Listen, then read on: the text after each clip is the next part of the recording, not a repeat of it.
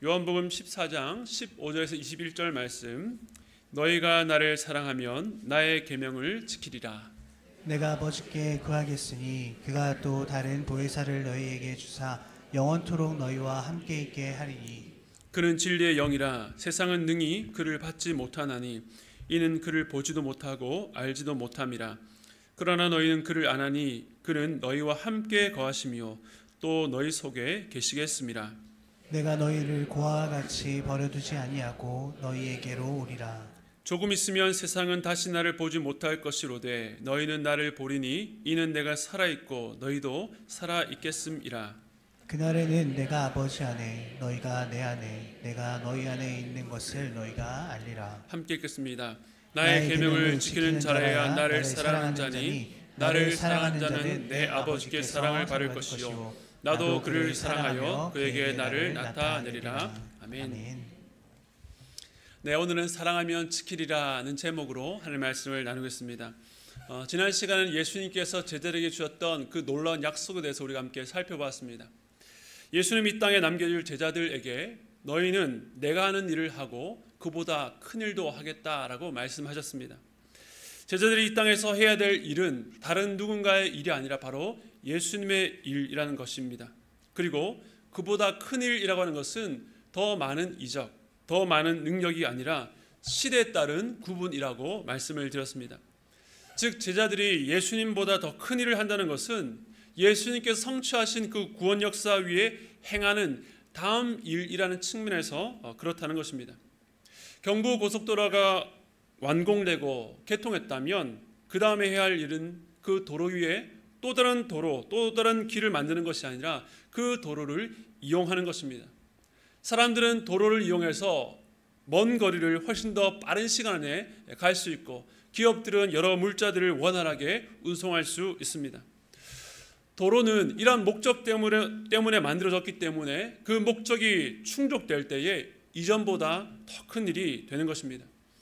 즉 고속도로를 공사하는 일과 도로를 활용해 일을 하는 것은 우열의 관점이 아니라 목적을 향해 가는 과정의 관점으로 보아야 합니다. 제자들과 교회가 이 땅에서 하는 모든 일은 예수님께서 십자가에 죽으시고 부활하신 사역에 근거합니다. 주님의 사역이 없었다면 그 이후의 사역은 아무런 의미가 없습니다. 그러므로 우리의 모든 사역은 구약과 예수님의 사역에 빚을 지고 있다라고 말할 수 있습니다. 하지만 주님께서 이 사역을 완성하셨기 때문에 우리는 그 위에 과거 구약의 그 어떤 위대한 인물도 경험해보지 못했던, 심지어 예수님도 육신으로 계실 때에 하실 수 없었던 참 놀라운 일을 할 수 있게 된 것입니다. 그렇다면 이 일을 우리가 과연 어떻게 할 수 있는가? 주님은 그 도구로 구하라 라고 명령하셨습니다. 기도하라는 것입니다. 내 이름으로 무엇이든지 구하라. 예수 이름의 능력을 기대하며 예수님의 뜻에 합당한 기도를 드릴 때에 우리는 놀라운 역사를 보게 될 것입니다. 즉 제자들은 주님을 떠나서 자신의 힘과 능력이 아니라 오직 예수를 의지해 기도할 때에 주님이 하시던 일과 그보다 큰 일을 할 수 있게 되는 것입니다. 이어서 오늘 본문으로 넘어옵니다. 15절 말씀 우리 같이 읽겠습니다. 시작. 너희가 나를 사랑하면 나의 계명을 지키리라. 이 말씀을 보면서 어떤 분들은 왜 사랑을 말하는데 계명을 지키라고 요구하는가? 꼭 계명을 지켜야 사랑하는 것인가? 왜 이렇게 조건적이냐고 거부감을 느끼는 분들이 있을지도 모르겠습니다. 계명을 지키라고 요구하는 것 자체가 사랑이 아니라고, 사랑하면 그런 것쯤은 지키지 않아도 조건 없이 받아줘야 되는 것 아니냐라고 생각합니다. 그런데 이러한 생각들은 사랑도 계명도 오해하기 때문에 비롯된 일입니다. 우선 사랑하면 나의 계명을 지키라 이 말씀은 예수님께서 제자들에게 너희가 계명을 지켜서 너희의 사랑을 증명하라는 요구가 아닙니다. 조건부가 아니라 주님을 사랑하면 주님의 계명을 지키는 것이 너무나도 당연하고 자연스러운 일이라는 것입니다. 오히려 자기 뜻대로 자기 마음대로 행동하면서 사랑한다고 말한다면 그것은 결코 참된 사랑일 수 없습니다. 마치 배우자를 사랑한다고 말하면서 자기에게는 아무것도 요구하지 말라고, 심지어 다른 이성에게 관심을 갖고 시간과 마음을 쏟으면서도 자기 사랑만큼은 의심치 말고 믿어달라는 말처럼 앞뒤가 맞지 않는 말입니다. 사랑은 모든 것을 다 허용해 주는 것이 아닙니다. 오히려 사랑 때문에 그 대상을 위해서 자신을 제한하기도 합니다. 하지만 그 제한은 결코 강압적이거나 억지로 작동하지 않습니다. 우리는 계명이라고 하면 무정하고 딱딱한 법, 우리가 지키지 않을 때에 처벌하시는 근거, 그저 해야 될 목록들이라고 생각하기 쉬운데 그렇지 않습니다. 계명은 우리 주님께서 기뻐하시는 뜻이요 주님이 원하시는 것입니다. 뿐만 아니라 그 계명은 우리를 유익하고 복되게 합니다.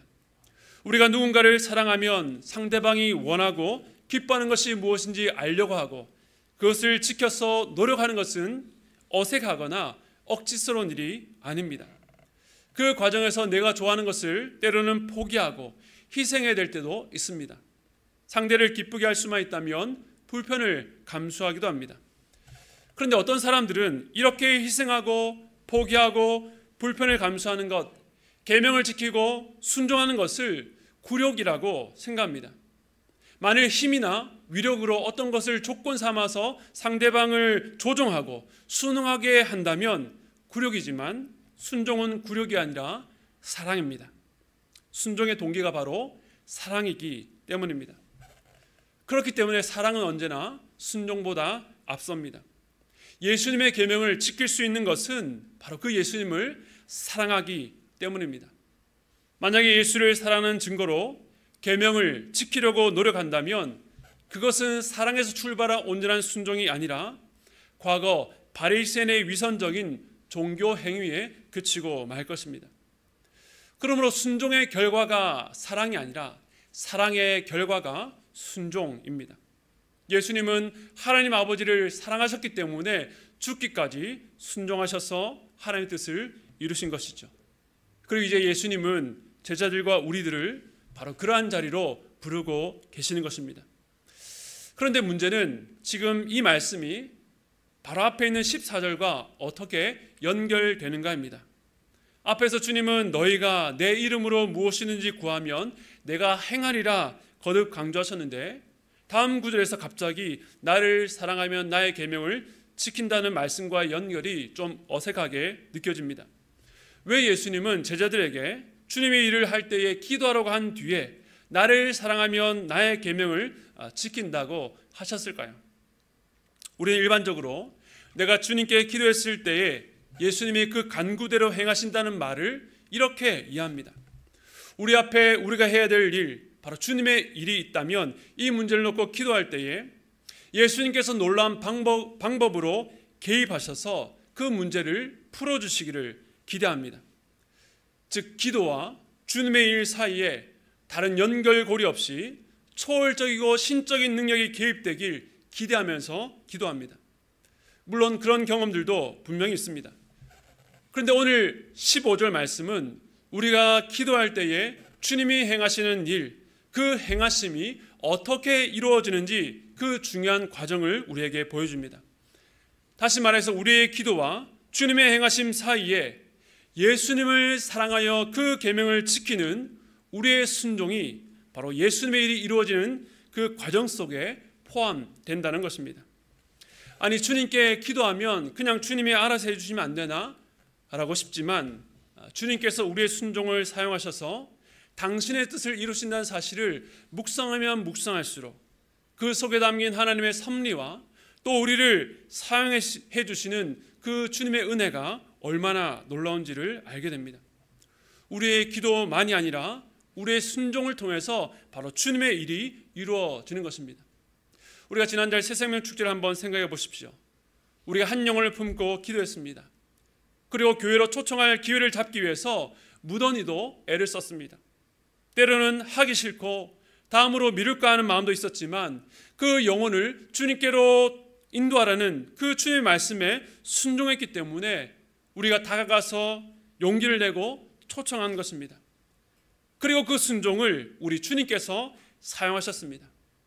이처럼 주님께서 우리의 순종을 통해서 일을 이루신다는 것은 우리를 존귀하게 여기셨다는 증거이자 우리에게는 더할 나위 없는 특권입니다.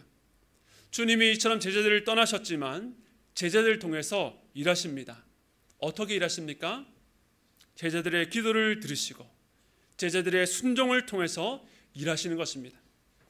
그런데 오늘 본문 마지막 21절에 보면 이와 비슷한 말씀을 한 번 더 이야기하시면서 좀 더 확장해서 자세히 말씀합니다. 마지막 21절 말씀 같이 읽겠습니다. 시작. 나의 계명을 지키는 자라야 나를 사랑하는 자니 나를 사랑하는 자는 내 아버지께 사랑을 받을 것이요 나도 그를 사랑하여 그에게 나를 나타내리라. 아멘. 처음 나온 말씀과 방금 읽었던 15절의 앞부분 거의 같은 의미입니다.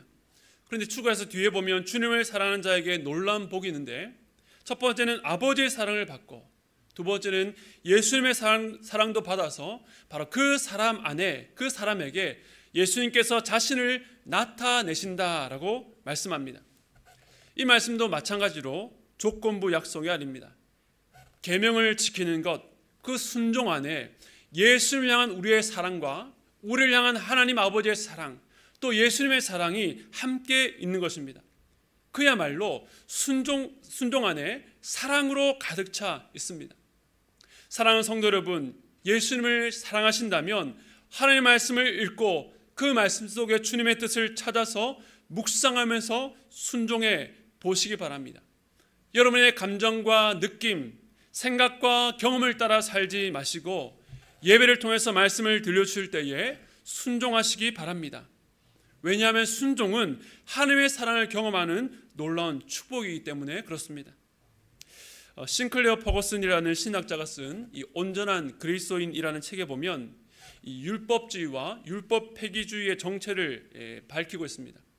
율법주의라고 하면 작은 것 하나 예외 없이 철저하게 애를 써가면서 율법을 지키려는 생각이고, 율법 폐기주의는 예수님께서 모든 것을 이루셨기 때문에 더 이상 율법이 필요 없다, 율법에 순종할 필요가 없다라고 하는 주장입니다. 그런데 우리 안에도, 그리스도인 안에도 잘 보면 늘 우리 안에 이 율법주의와 또 율법 폐기주의적인 생각이 공존하면서 긴장을 이루는 것을 알게 됩니다. 이 두 가지가 율법에 대한 양극단이라고 생각하고 우리는 그 안에서 어느 지점 균형을 잡으려고 서로를 대안으로 내세웁니다. 예를 들면 율법주의적인 생각이 마음을 지배해서 여유가 없고 마음이 위축되면 은혜를 말하면서 이 정도쯤은 허용해 주지 않을까, 내 뜻대로 해도 이 정도쯤은 괜찮지 않을까 라며 살짝 율법 폐기주의적인 생각으로 기웁니다.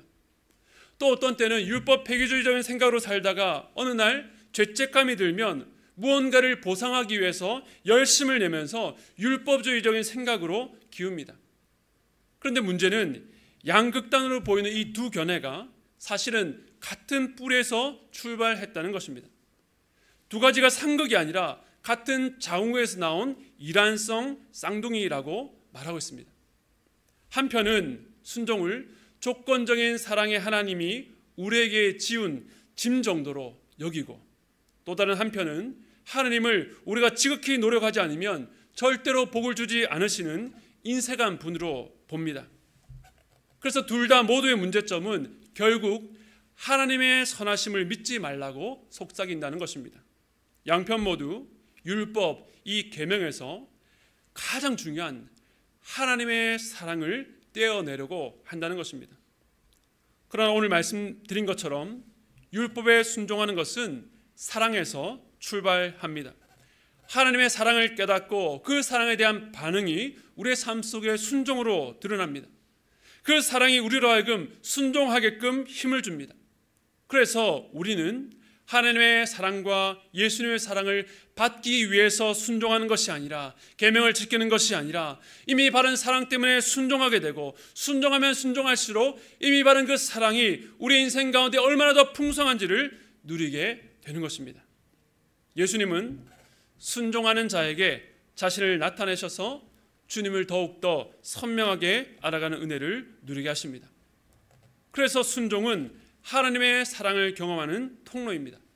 순종하는 자리에서만 누릴 수 있는 그 놀라운 은혜가 있습니다. 그런데 문제가 있습니다.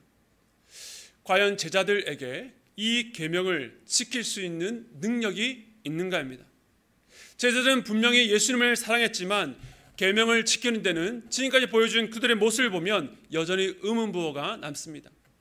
지난 요한복음 13장에서 예수님께서 유월절 만찬의 자리에서 그들의 발을 씻기시며 너희도 서로 발을 씻어주라. 내가 새 계명을 너에게 주노니 서로 사랑하라. 내가 너희를 사랑한 것 같이 너희도 서로 사랑하라 라고 계명을 주셨습니다. 그런데 이런 말씀 앞과 뒤에 어떤 내용이 있는가 하면 너희 중에 나를 팔자가 있다 라고 말씀하시고, 예수님을 따르겠다는 베드로를 향해서는 너는 나를 3번 부인할 것이다 라고 말씀하셨습니다. 그러니까 예수님은 한편으로는 계명을 주시면서도 또 다른 한편으로는 이들이 계명을 지키기에 얼마나 약한 존재인지를 드러내신 것입니다. 그러면 어쩌란 말입니까? 지키라는 것입니까? 아니면 지키지도 못할 계명을 주셔서 그들로 하여금 평생 죄책감에 시달리게 살라는 것일까요? 우리가 지난주 본문에서도 여기에 대한 해답, 예수님께서 내가 아버지께로 감이라 하는 말씀을 주셔서 그 힌트를 주셨습니다. 그런데 오늘 좀 더 구체적으로 말씀하고 계신데요. 그래서 우리가 방금 보았던 15절과 21절 사이에 16절에서 20절의 말씀이 그 이유 때문에 있는 것입니다. 지금은 약한 제자들이 어떻게 주님을 사랑하여서 그 주님의 계명을 지킬 수 있는가? 주님께 주신 약속을 우리 함께 보겠습니다. 먼저 14장 16절 말씀 함께 읽겠습니다. 시작.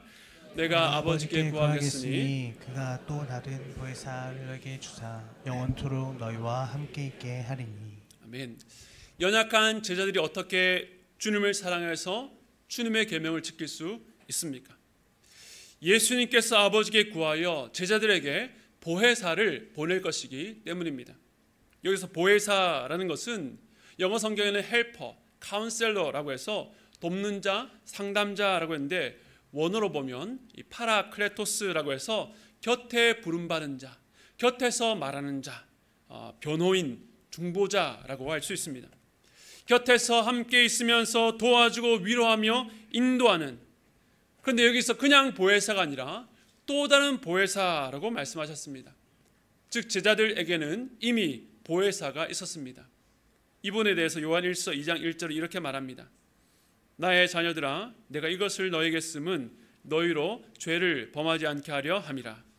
만일 누가 죄를 범하여도 아버지 앞에서 우리에게 대언자가 있으니 곧 의로우신 예수 그리스도시라.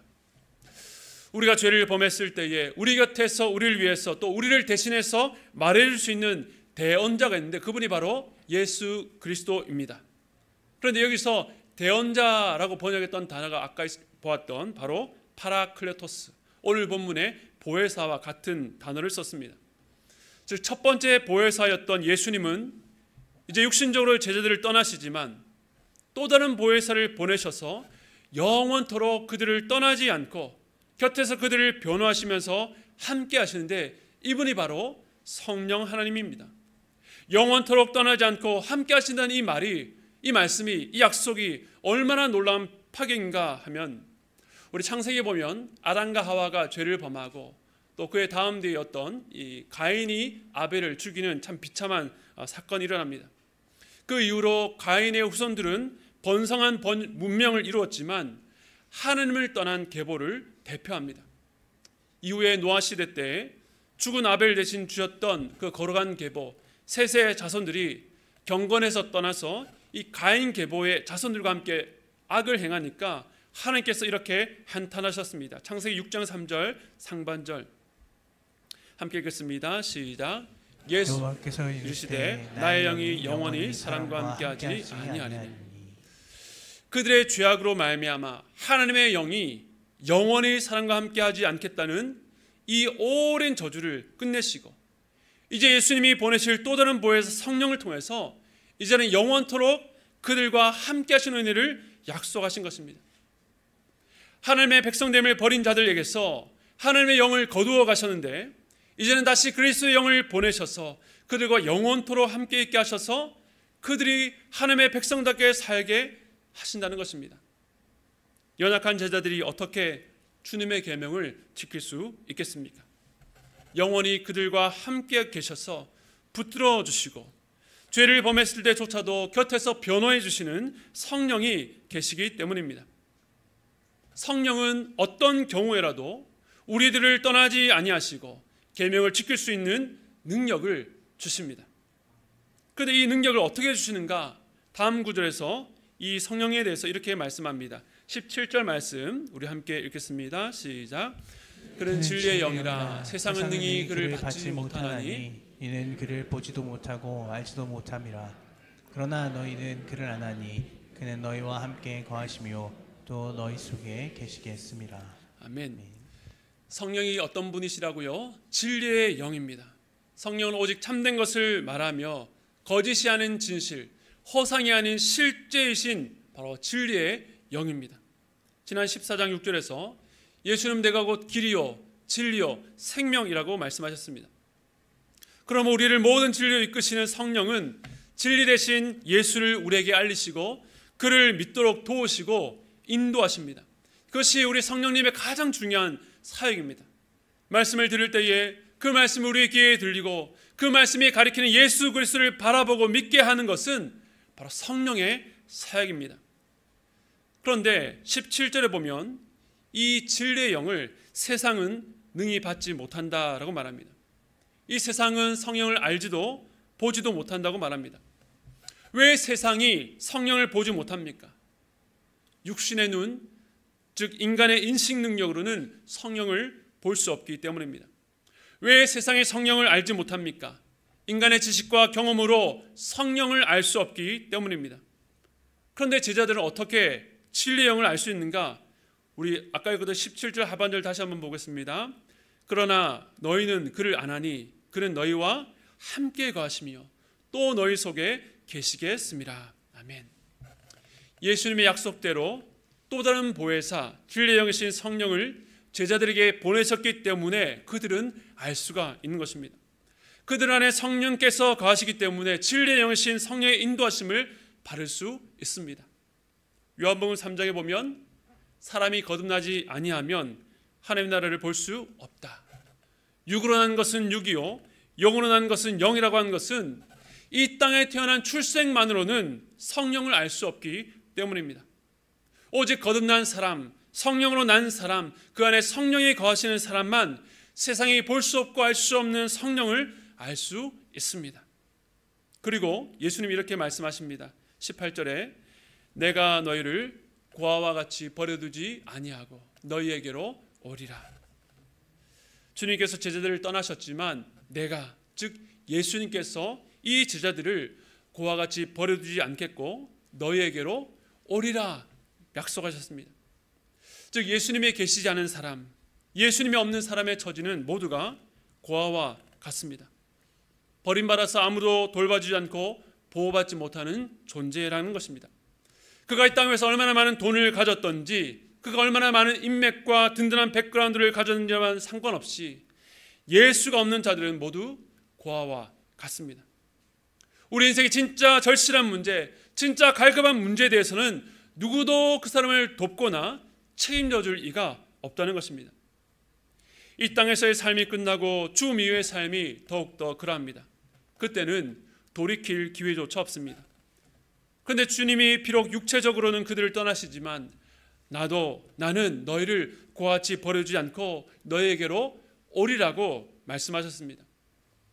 그런데 여기서 오리라라고 하시니까 사람들은 예수님의 재림을 말하는 것인가? 라고 생각할 수 있는데 그렇지 않습니다. 성경에서 약속하시는 주님의 재림은 번개가 동편에서 나서 서편까지 번쩍이는 것처럼 일순간에 모든 사람들이 주님의 재림을 동시에 목격하게 될 것이다 라고 말씀하셨는데 여기서 말한 주님의 오심에 대해서는 이렇게 말합니다. 우리 14장 19절 말씀 함께 읽겠습니다. 시작.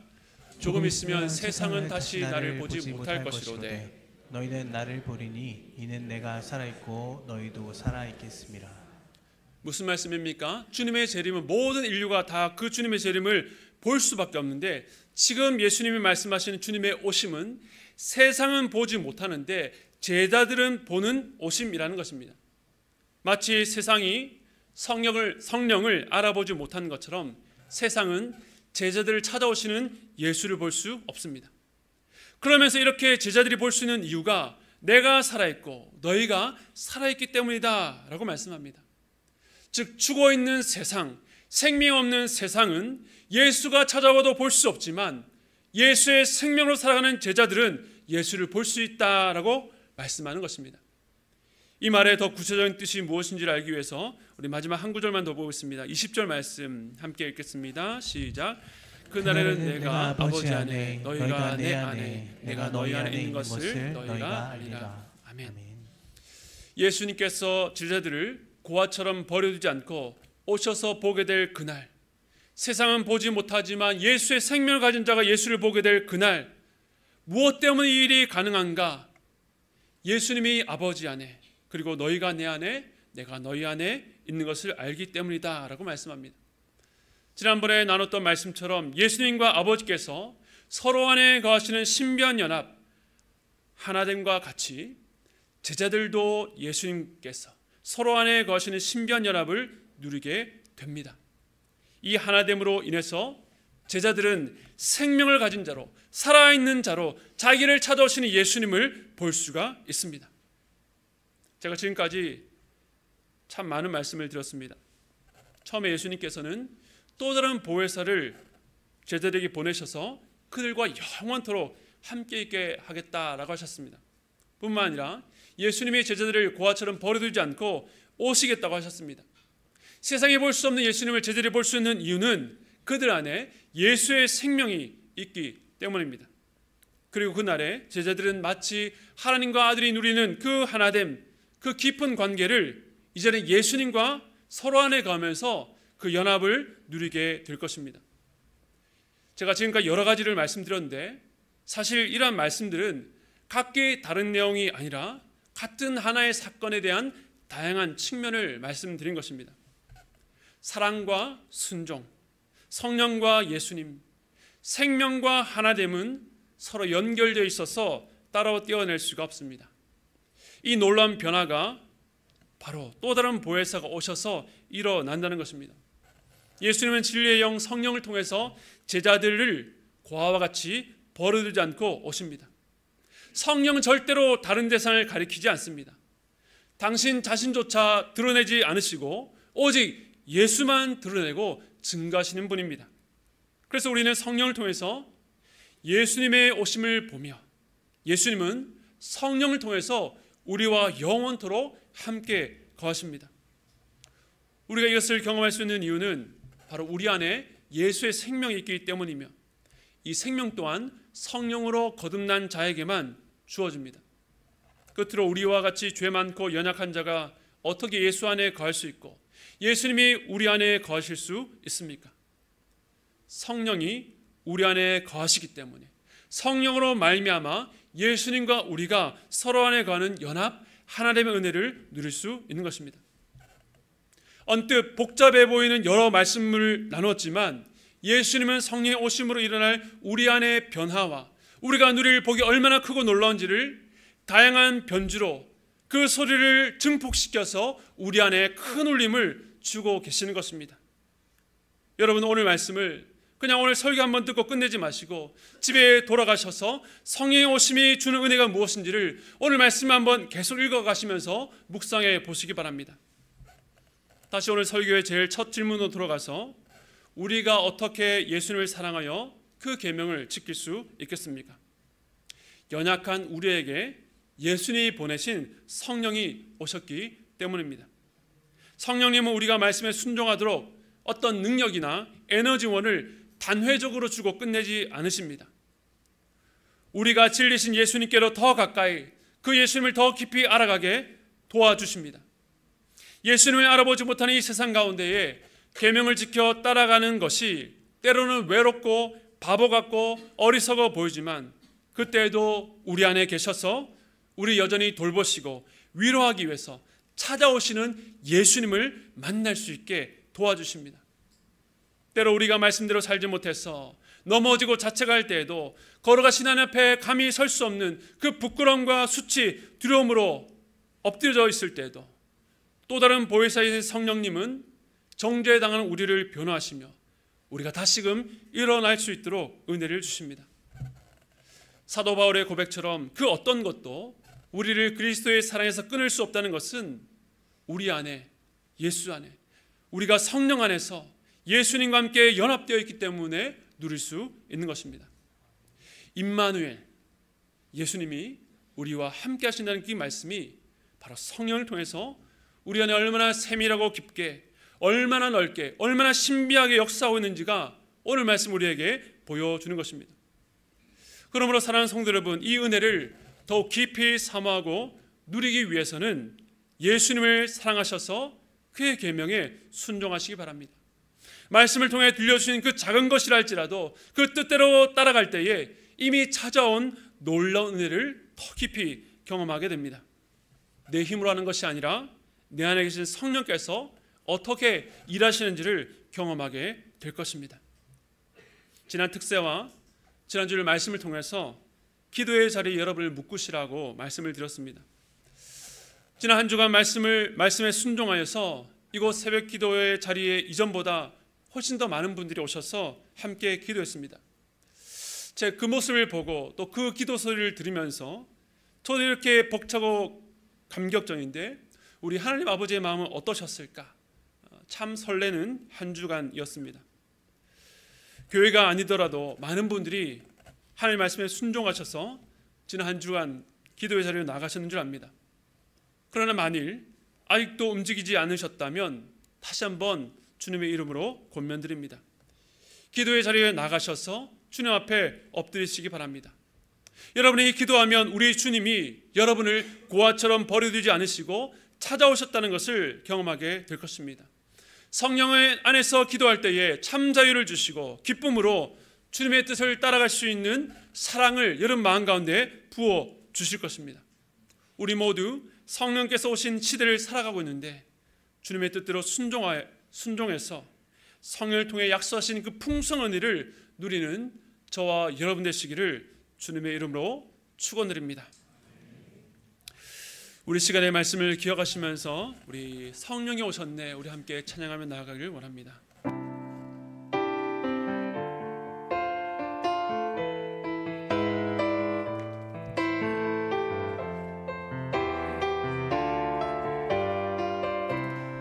허무한 시절 지날 때 허무한 시절 지날 때 기쁜 한숨 내쉴 때 그런 풍경 보시며 다시 가는 은혜 그와 같이 너희를 버려두지 않으니 내가 너희와 영원히 처음부터 다시 한 번 더 고백했습니다. 허무한 시절 지날 때 허무한 시절 지날 때 기쁜 한숨 내쉴 때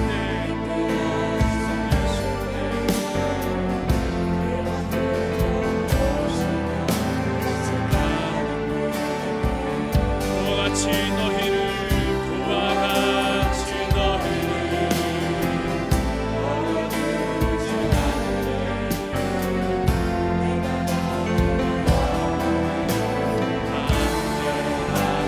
성령이 오셨네 성령이 오셨네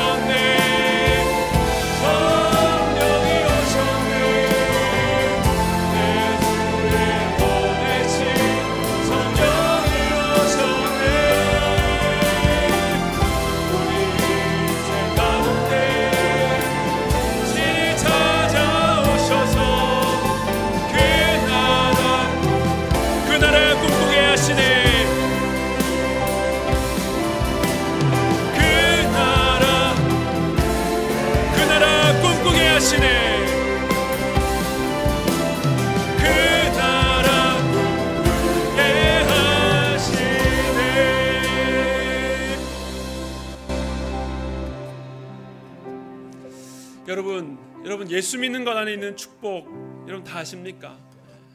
내 마음이 조금 편안하고 내가 어디 좀 기댈 때가 있고 어른이 있을 때에 도와달라고 구할 수 있고 내가 죽고 나면 좋은 곳에 가는 그 정도의 복이 아닙니다. 그 걸어가신 하나님께서 우리 안에 임재하시며 나의 어떠함에도 불구하고 우리를 떠나지 않는다 말씀하십니다. 진리를 거역하고 배척하는 우리일지라도 그 진리를 우리에게 가르쳐 주시고 알려주시고 하나님께서 우리를 얼마나 사랑하시는지를 우리의 일상의 삶을 통해서 주님과 동행해 나갈 때에 가르쳐 준다 말씀하십니다. 인생을 살다 보면 고와 같이 나 홀로 떨어져서 내 눈앞에 있는 이 일들을 내 인생을 어떻게 책임지고 살아가나 두려울 때가 있습니다. 저라고 어떻게 능력이 있어서 이 교회를 다니면서 섬길 수 있겠습니까? 그러나 우리가 기대할 수 있는 것, 주께서 우리에게 사명을 맡기신 것은 우리 안에 성령을 보내시기 때문에 그렇습니다. 내가 어찌할 수 없는 자녀의 문제, 내가 어찌할 수 없는 우리 부모님의 문제, 우리 가정의 문제, 내 직장과 사업의 문제, 내 능력이라면 부족하지만 이 모든 일을 통해서 나를 주님의 백성답게, 나를 정말로 어떤 이익 때문이 아니라 주님을 사랑하는 자로, 어떤 복을 받으려고 하는 것이 아니라 정말로 주님 한 분만으로 만족합니다라는 그 고백을 할 수 있도록 우리를 이끌어 가시는 성령 하나님께서 우리 안에 계심으로 말미암아 우리는 날마다 더 주님의 백성다워질 것입니다. 우리 성령께서 여러분을 도우시겠다 말씀하십니다. 너는 다른 것 의지하지 말고 성령을 바라보고 성령 의지하라 말씀하십니다. 그럴 때에 우리 주님이 찾아오시고 두려워하지 말라, 나를 믿으니 근심하지 말라 말씀하십니다. 우리 복음 안에 있는 놀라운 은혜, 그 복들을 주님 내가 더 풍성히 누리기 원합니다. 하나님 아버지여, 내가 사는 이 삶이 하나님의 나라, 하나님의 통치가 이루어지는 그 복된 과정 되기를 원합니다. 가정 되기를 원합니다. 주여, 나와 늘 동행해 주시고 그 주님을 사랑하여서 그 주님께 가장 좋은 것 올려드리는 순종하는 주님의 사람 되기를 원합니다. 하나님 아버지, 역사해 주시옵소서. 날마다 은혜로 부어주시옵소서. 세상에 헛되고 더러운 것에 우리의 눈길을 주지 않도록 주여 붙잡아 주시옵소서. 우리 주여 세 번 부르시고 함께 기도하며 나가도록 하겠습니다. 부르시겠습니다. 주여, 주여, 주여.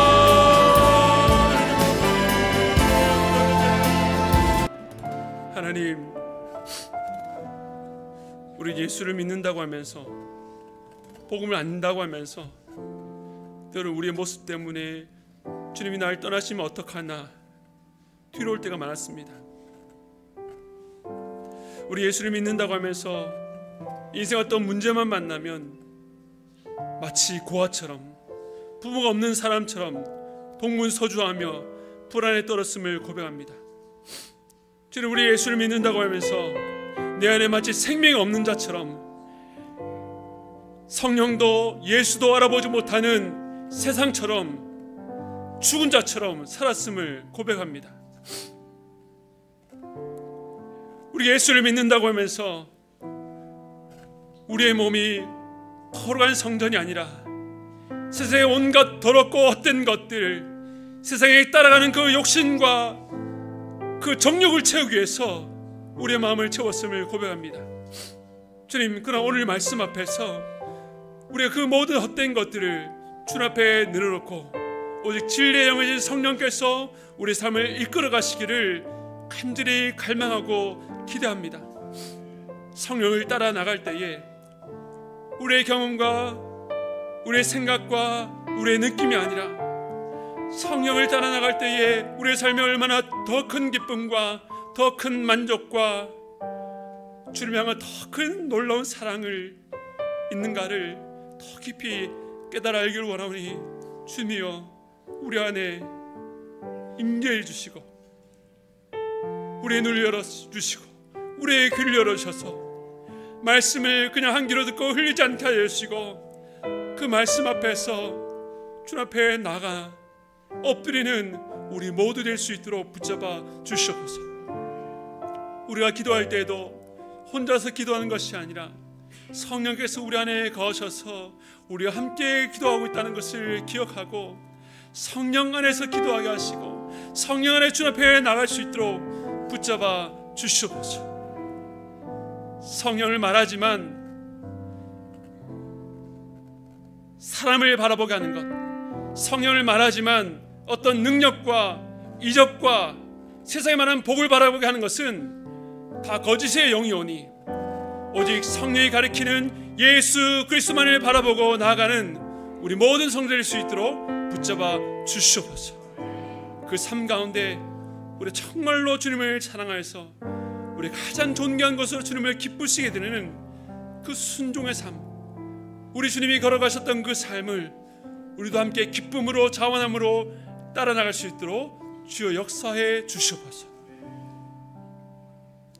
지금은 우리 주 예수 그리스도의 한량없는 은혜와 하나님 아버지의 무한하신 사랑하심과 성령님의 감동감화 교통하심의 역사가 우리 안에 거하셔서 영원토록 떠나지 아니하시는 성령님, 그 성령을 통해서 우리를 찾아오시고 그와 같이 버리지 아니하시는 그 주님의 손을 붙잡고 이제는 나의 생각과 나의 뜻대로가 아니라 주님을 사랑하여서 순종하며 나아가겠다고 다짐하고 돌아가는 모든 성도들의 머리 위에 지금부터 영원토록 함께 있기를 축원드리옵나이다. 아멘.